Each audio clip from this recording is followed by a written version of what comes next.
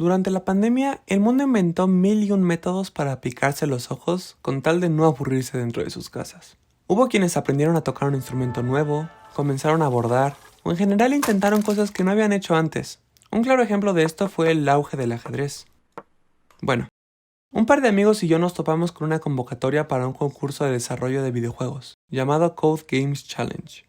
Tendríamos desde el 14 de mayo hasta el 14 de octubre de 2020 para crear un juego. Era una tarea gigantesca, pero hicimos un plan de trabajo, nos dividimos diferentes partes del proyecto y empezamos a trabajar en él.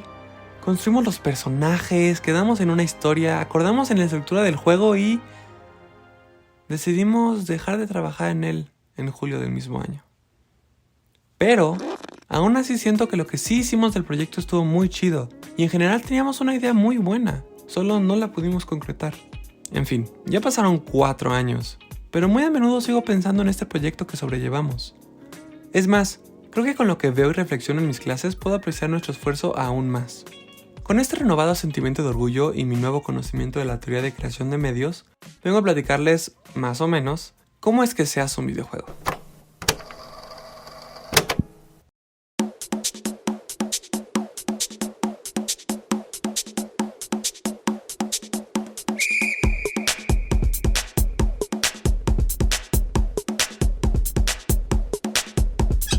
La apariencia de los videojuegos juega un rol muy importante en no solo lo que ve quien lo juega, también en cómo lo entiende y qué se puede esperar. Más adelante les voy a mostrar un par de nuestros conceptos y a ver si pueden adivinar cómo por dónde va el juego. La estética de los juegos está muy ligada a su momento en el tiempo, al género o incluso la cantidad de recursos que tienen detrás. Los juegos independientes, o indies para los cuates, tienden a verse en un estilo pixel art.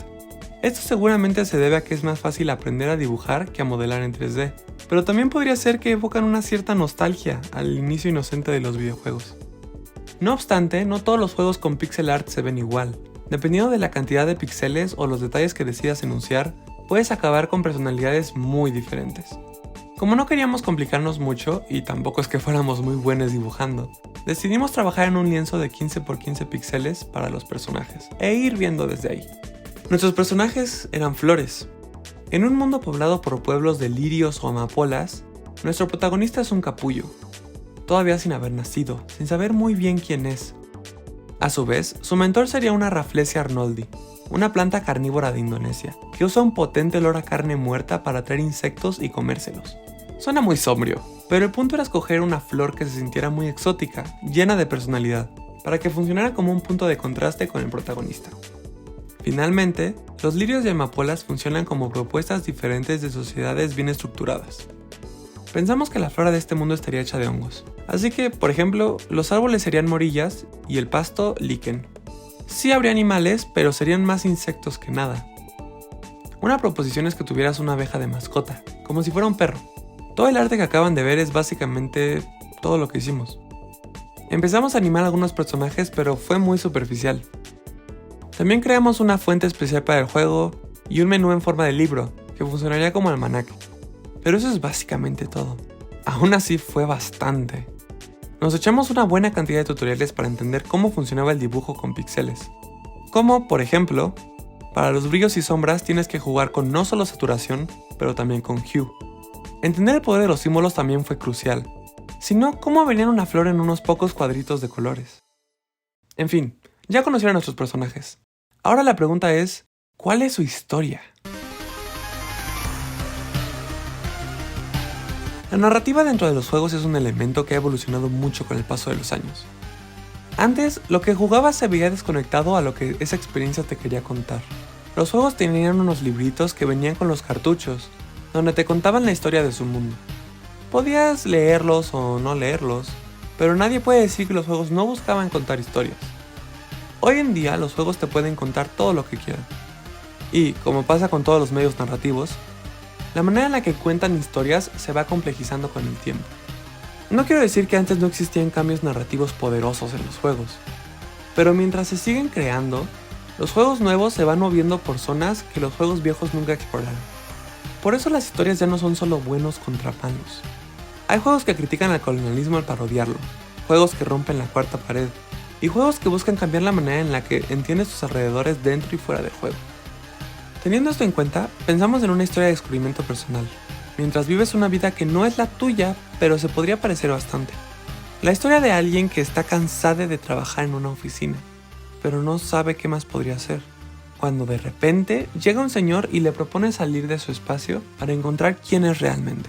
Entonces tú, aunque no seas tú, te embarcas en un viaje a través de diferentes culturas y descubres valores y principios que van en contra de todo lo que se te había enseñado antes. Después de empaparte de diversas creencias, regresas a tu casa, pero ya no te sientes como antes. Entiendes que las cosas no tienen que ser como lo son ahora, que antes eran diferentes y después lo serán también. Los lirios te propusieron que la vida es un río y que a veces no queda de otra más que flotar y disfrutar la vista. Las amapolas viven en montañas y me temo que no definimos mucho su personalidad. Creo que hubiera hecho sentido que fueran comunidades muy unidas, que siempre se cuidaran entre sí, para contrastar el individualismo prevalente en las urbes. Porque al final, la historia las estructuramos como una crítica al capitalismo y al concepto de las ciudades. Estoy segura que en ese momento no lo hubiéramos plantado así, pero es claro que ese es el tema subyacente. Entonces, tenemos cómo se ve nuestra historia y qué es lo que nos quieren comunicar los píxeles. ¿Qué nos falta?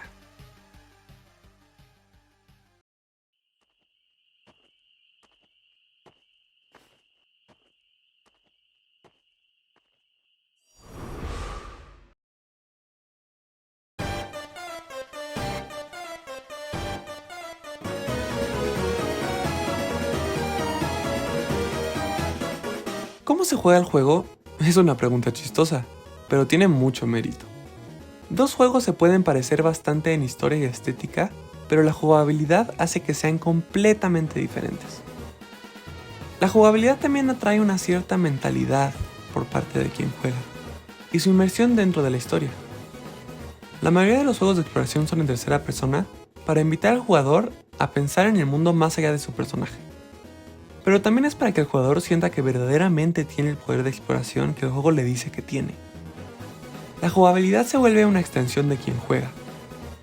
Si el juego quiere que te sientas como un superhumano u otro peón en un tablero, la jugabilidad te lo hará saber. Entonces, si queremos que el jugador descubra cosas sobre sí mismo en nuestra historia, tiene que poder descubrir cosas de nuestra historia por sí mismo. Nuestro juego va a ser una exploración. Caminas por diferentes biomas y ambientes, descubriendo insectillos y hongos dentro de cada uno. Llevarías un almanaque registrando todas las especies que ves, que están basadas en especies de la vida real. Cada pueblo que visites tiene acertijos y cosas escondidas que puedes ir resolviendo mientras vas avanzando. Además del almanaque, tienes páginas para que anotes tú tus cosas. Se hace porque no quieres que se te olviden o porque crees que podrían ser útiles después. También cada pueblo te enseñaría habilidades para viajar a través de tu ambiente más fácilmente. Una de ellas iba a ser una esfera de humedad, que haría que ciertos hongos crecieran, funcionando como puentes o escaleras. Al final del juego, acabada la historia, podrías explorar lo que gustes a través de los biomas, descubrir todo lo que quisieses y tal vez percatarte de un par de secretos en cada poblado.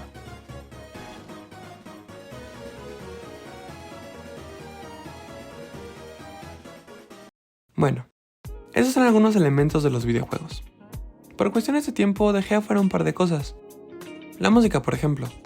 Todo lo que llevan escuchando es de videojuegos, y seguramente notaron cómo transmite emociones muy eficazmente. Tampoco hablé de las ideas que teníamos, pero no terminamos usando. Por ejemplo, los personajes que pensamos, pero descartamos al final. El mochar partes de tu arte es un proceso doloroso, pero necesario, porque no podemos decir todo al mismo tiempo. Pero bueno, ese es el concepto del juego que no terminamos haciendo. Aun cuando no participamos, es irónicamente reconfortante pensar que quienes terminaron ganando la categoría en la que íbamos a participar fueron dos gemelas mexicanas de entre 10 y 13 años con un juego sobre reciclar. Espero que sigan creando y explorando este medio tan mágico que son los videojuegos. Y espero que yo les haya dado a ustedes un par de razones para apreciarlos, como el arte tan íntimo y lleno de personalidad que es.